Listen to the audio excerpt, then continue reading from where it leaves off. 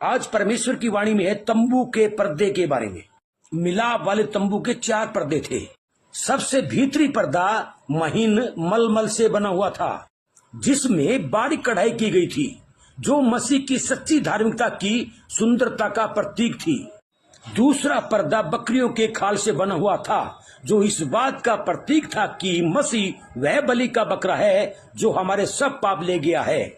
तीसरा पर्दा मेंढों की खालों से बना था, जो लाल रंग से रंगा था, जो इस बात का प्रतीक है कि मसीह हमारी जगह प्रतिष्ठापित हुआ, जिसने हमारे लिए अपना लहू बहाया।